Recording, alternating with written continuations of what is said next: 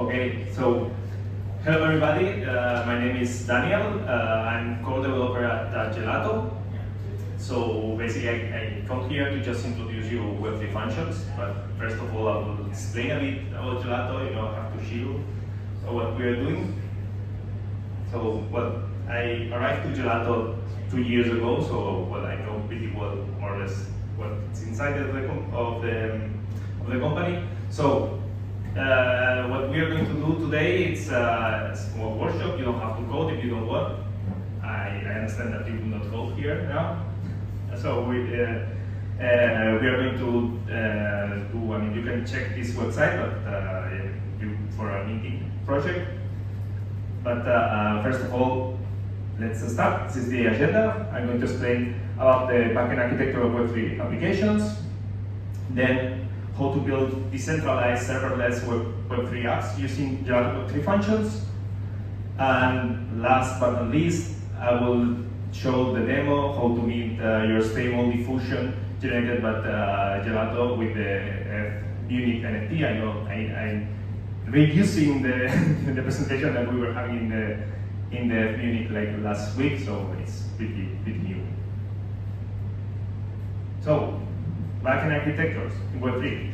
So if you arrive to the Web3 world as a developer, the first thing that you think about when you want to code your app, it's like, okay, you will create your front end, and then you will interact with some smart contracts there, and then that's it. Your application is done. When you find the first tutorial in Google, like how to develop your Web3 app, you will end with this. But in reality, if you are more experienced with that, you will start adding more and more components. So first of all, you will need some kind of databases, or you will use IPFS to just put your storage there. You will need to some blockchain indexing, and because you want to query for last events or events in the past, you will have to deal with your private keys in a private wall. You will want to do will have to react with notifications. You will maybe need to query some other Web2 servers for some other data and so on. And that's what Gelato gets in, right? As you can see, there is a lot of problems that as a developer that you have to think, not just in your application.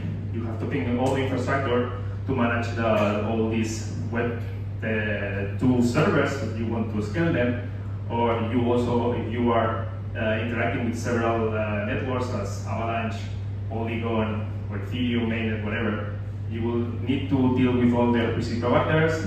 You will have to be careful with your sensitive data, your private keys. Maybe you will need some custom logic to interact with every network.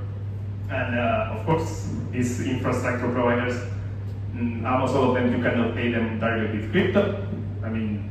If you think about those in the Web3 architecture, probably you will pay everything with ETH, and maybe you want to pay your transaction with USDC.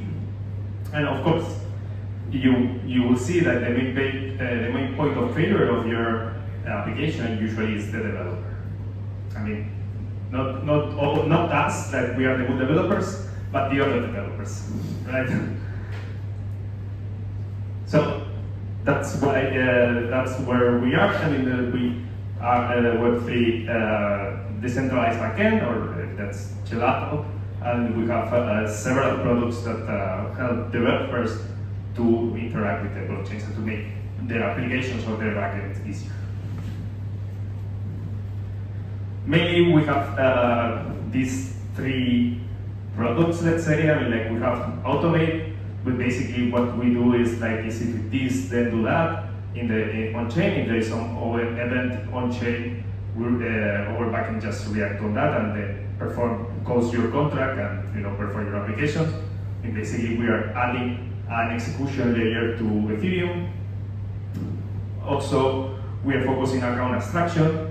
That's in the relay team, and that's more or less. But my main work is in this team, where basically we're trying to. We are creating relay to sign transactions for, relay some transactions for others. We are also here, we have some product to pay USDC in your transaction. And also here, I'm shilling my work, of course. Here we have one component which is called one balance, but basically you have a gas tank in Polygon, and you can send transactions, you can pay transactions from this gas tank in USDC, in Avalanche, in Ethereum, in BSC, and some other different networks, right? So basically, when you don't need to have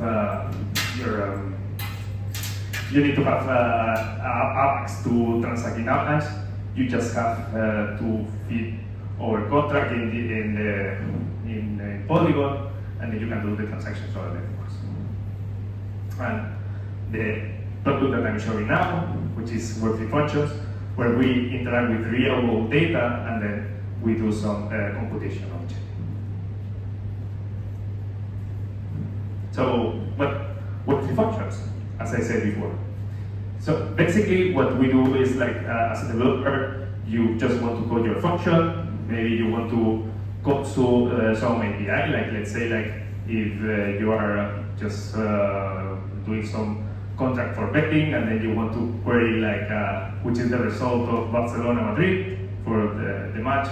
So maybe you want to create a function that basically what it does is goes to it queries to some API where you get the results. Then if the Barca wins, that probably if it's true, then you push some data in the on-chain, right? And then maybe you want to do some, I don't know, to send an email or something just to do some stuff, right? And then pay everything in USDC. Basically what we do is here, if you think about the Web2 world, we are having a Lambda function in the Web3, right? Basically you just take a function, you code it, then you can console data from the API or some off-chain data, and then you just do some execution on chain. Here's the flow, as I said. Here there's the deploy their function. The function goes to IPFS, or nodes just query every 5 minutes, every 5 seconds, 5 minutes. It depends.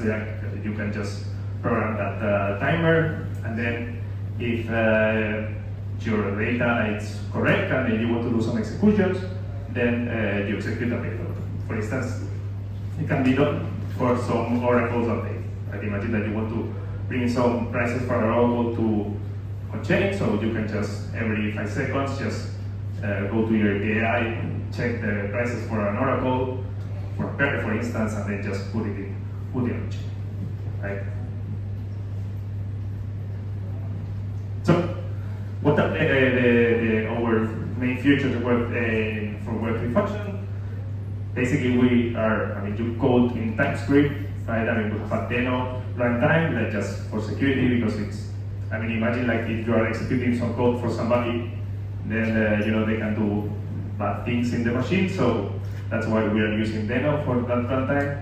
We have also multi-channel PC provider abstraction, so there you can just use the other PCs that we have there.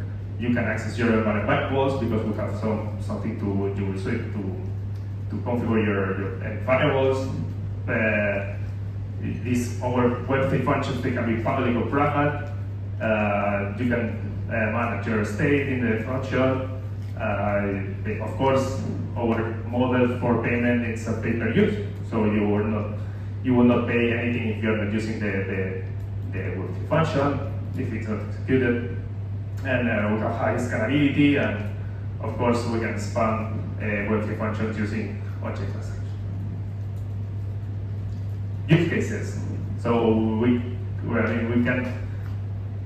discovered, we know these kind of use cases, but for sure probably you can think about some of them. That, for instance, we are generating dynamic NFTs based on the off-chain data. That, by the way, the demo that we are going to show is related to this. You can leverage, you can have text aggregators, bridge aggregators. As I said before, you can just resolve real-world events. for instance, we have some example in our repos, like with a Lens protocol that you can just post AI messages automatically in Lens. We can have multi-chain NFT limit orders, and probably you can think about your use case in your company. And yeah, now I'm going to show the code.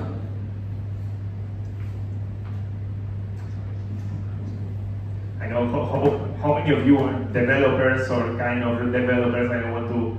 Okay, come on, it's plenty of them. So I'm sure that you will enjoy. But the bad developers. Come on, the good developers should be here. Come on. So basically, like you can probably will share later the URLs and so on. But here we have an NFT contract, right? I mean, it's nothing super special. I know that you saw a lot of them. You see like a normal NFT contract, like we have as I said before, this example, it's just to show how it's dynamically generated NFT. But let me first maybe go to the demo, and then we will show it, and then after I go to the code. I'm developer, I just want to jump to the code, just first thing. So here we have our demo example. So I'm going to just log in with my MetaMask, and here you will see like, well, this is my wallet address, right? So what it's going to do is NFT minting. What it's going to do is it's going to deploy a smart contract wallet in this address, right? And we are going to check, like, there's nothing here, right? And then what we are going to do is just mint an NFT, like you can be by day or by night. So let's put by night or by day, and then let's mint this NFT. So yeah, let's see. So basically what I'm going to do is to sign the transaction, right? We are not crafting a transaction, we are just signing a transaction, and our relay, because this system uses relay, we send we are modifying this NFT, and then we are going to generate with an AI the NFT that it's going to generate, right? And we are having a Web3 function which is listening this contract. Now, it's going to be mint, right? It's checking the transaction arrived to the contract. Now we have the Web3 functions just checking this contract, and it's going to connect. It's going to match or to send a transaction to a stable diffusion API, and then it's going to generate an NFT for this transaction, right? And wait, sorry. OpenAI is gonna generate the prompt for Stable Diffusion to create the NFT. Now,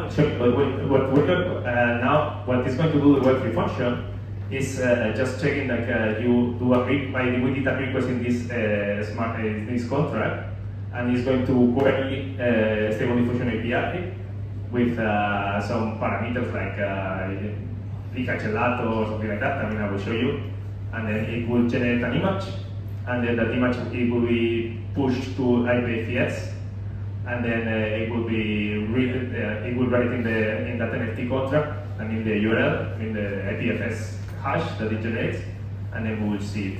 So where does OpenAI come into the picture here? Because Stable Diffusion is not OpenAI. Yeah, sorry, I said before OpenAI, but it was because we had in the previous version we had an OpenAI version doing some stuff, but sorry. And here I don't know if it was generated. The NFT, here it is. In the Stable Diffusion generate this NFT, right? Probably in the URL. I'm still waiting, but it was already generated. So as you can see, we can generate NFTs in this example dynamically, and it's supposed to be Munich and ice cream in Munich or something like that. I will show you now. But you use from Gelato, you evolve from ChatGPT to do all the thing? To the Stable Diffusion API. So I will show you now the code.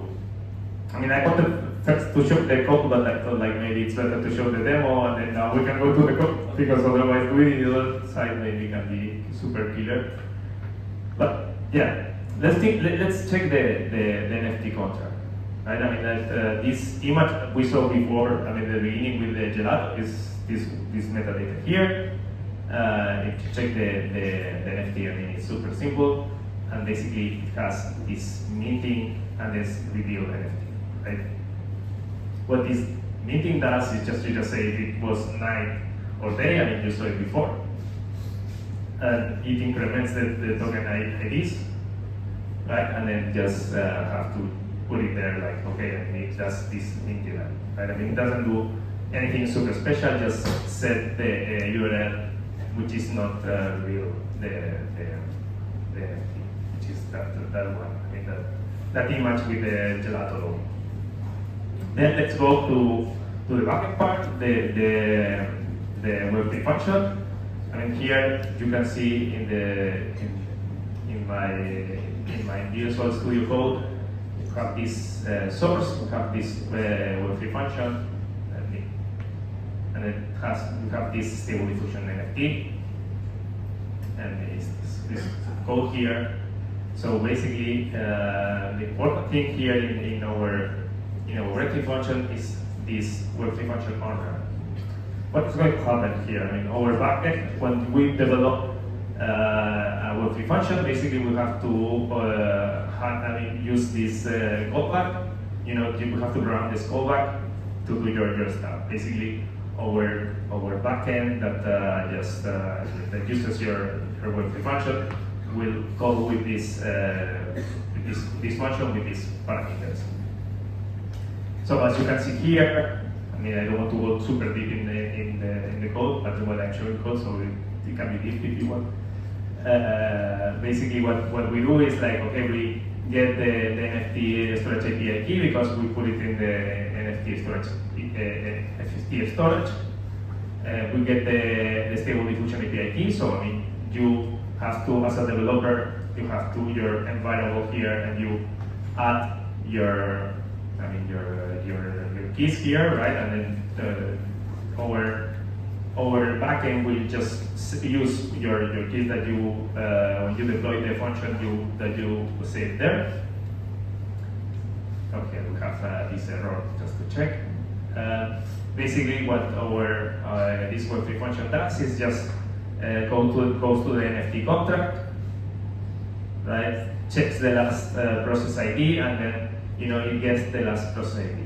So as I said before in the presentation, with our Web3 functions, you can save data here. You can maintain the state of the previous execution. So what we are doing here is like, okay, what was the last process ID that we did? I mean, if there was something before, then we get it. If not, we are just setting 0 on this variable. So, and then we compare like the two states. Like, okay, if there is a new token ID to generate, let's generate it. And if you check this loop here, and I don't want to show so much, but you will see here, like, we go to the Stable Diffusion API, all the parameters that we saved. Here, well, we generate the NFT properties, but it's here that basically is like we said, okay, it was night or day that we check in the contract, and then the description is okay, about eating an ice cream against the Munich skyline. Right? That's what time it's selected. I mean, if it's day or night, and that's why we got this NFT here, right? I mean, because it's basically generating this image here. Sorry, quick question. When you mentioned that there's storage, is that the storage on Gelato itself with a specific application being run? I mean, like we are storing the variables, but if you mean the NFT itself, the image, It's storage in NFT.storage, which is so it's an I basically meant that the last process execution. So you mean like these secret gets and so on? Line 67. Line 67. Yeah, I mean like here we have you can store your own variables. I mean that's That's perhaps. No.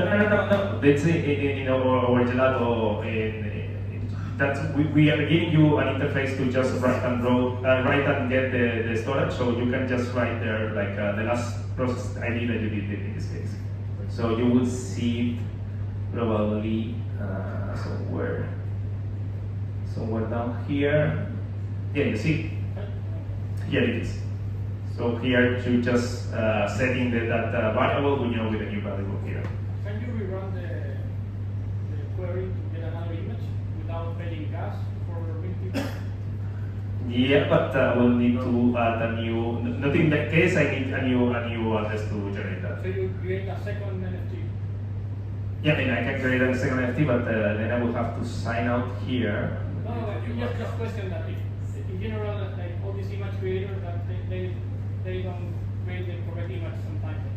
You see the code, you have a problem there, So you can rerun and maybe improve the image or something. Yeah, but I mean this I showed just the code because the code was executed already in the deployment that we have in the. I will have to, if I want to do some changes, I will have to redeploy that thing and then I'm going to deploy it. But so you mean like this because now I cannot touch it.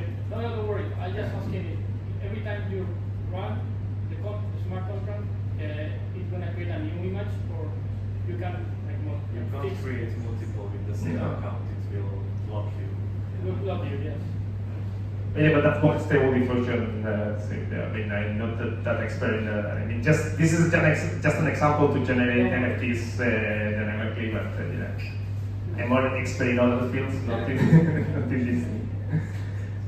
So basically, as I said before, if we generate the stable diffusion image, then if we, for some reason cannot be executed, so we have to return this payload, to our backend, if this thing can be executed, yes or no. In this case, no. But if we go to the happy case where everything was storage and everything went good, then we'll say, yes, you can execute, and this is the code data that we need. Basically here, that's the thing that we are doing. We generate the call function and we call the function data, and this is the function that you have to call, and this can be executed. That's basically what we do. It's pretty straight. You just have to, as a developer, you just have to create your Web3 function, and then you basically go with the package, and then you have to do this Web3 function deployment, and then with this you will deploy it in our system. You just have to show, you have to configure your API key, and then that's it. It's pretty straight, pretty simple. That's the thing that we're trying to do. To make simple lives for developers, and we scale this thing for you. And basically, so here, when you deploy it, basically it will create this thing. This is so the program that we just execute. The demo that we just execute. If you see it, today, because I did the demo before, just to practice a bit. So we have two executions. It was the execution that we had before. It was a few minutes ago. This is the transaction hash that generated. You can see it here. Right, and then we can check here. This is the ID hash of your code, and this is the sender that you will get. In your contract, because maybe in your contract you are just you only want to allow one sender, and then if you want to do it, then this is the sender. And basically the code that you have in this case is this one. That's the one that it was deployed in IPFS.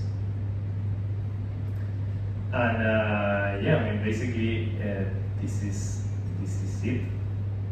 you know, well, you know that Gelato is pretty used for many companies. I hope that you will use it as well. Yeah, I don't know if you have any question or something. Yeah. You mentioned DeFi and 1inch. How are you helping them? Well, I'm not in that area, so but I know that there are so many oracles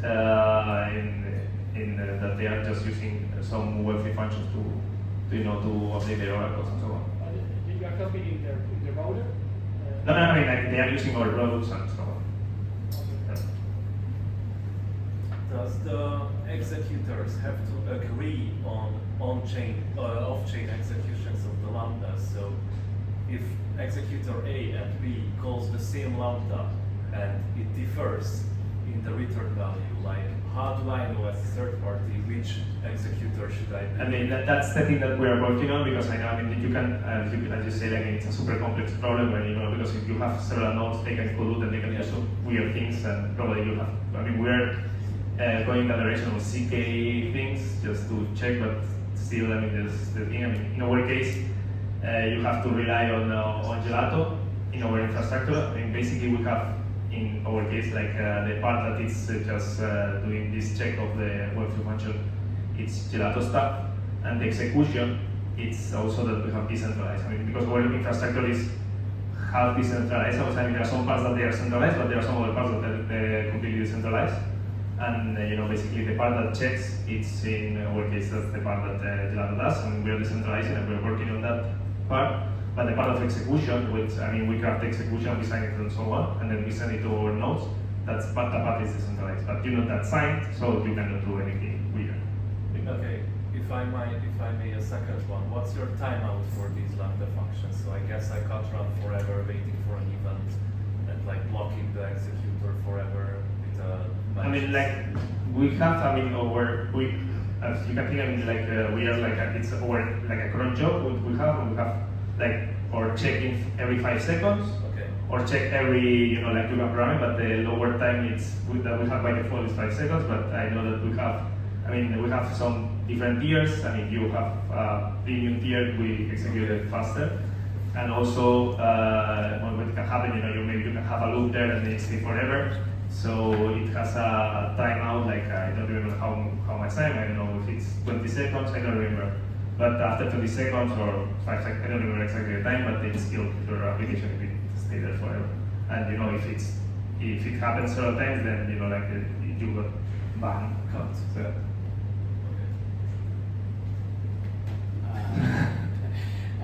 You say that you can deploy your function using IPFS, but it's so complicated to deploy your function? No. I mean, we have scripts there that basically, we just say, I mean, it's the code there. But you basically just say what is their application, and there is some config file. I don't remember. Basically, you just say Web3 function deploy, and then it will go to that file, and then we deploy it. That's it. Any other questions? So you mentioned that this is more or less per call. If I'm understanding the flow correctly, your application is actually the one that's initiating the smart contract action. Therefore, your application, what have you is has a wallet that's paying for this, right? So it's kind of like a very contract call, very call plus gas. Yeah, I mean, basically, the payments. That's the thing that I'm an expert. No, in the payment, basically, we have this one balance. What we do in one balance is basically you have your account there. I mean, you feed it with the USDC, for instance. Then we execute your application, and after execution, we check the gas price of that application, and then we add a fee for that. And we charge the gas that you spend plus some fees. That's one model. I mean, we have also another model, which is a subscription model, that basically you pay, I don't remember the name of the tiers, and then we have, I don't remember how many executions, right? Yeah, I mean, like, I don't know, I invented, I mean, it's not real, but let's say, like, you pay $100 and then you have 100 executions. Yeah, that's the thing. That would be super exaggerated, but, like that, just to get the idea. He mentioned lambdas, but are you really using, what are you using to run Basically, I mean, we have yeah, no, we have our nodes in Google and different Google Cloud Services and some other, you know, we have we have different places, and what we do is like basically we have our tech, and you know, it's a Docker machine that, you know, runs everything in a demo and in a demo machine. Yeah. Any other question? Yes, please. What's your favorite flavor gelato? I'm vanilla and chocolate. I mean, I'm super classic in these things.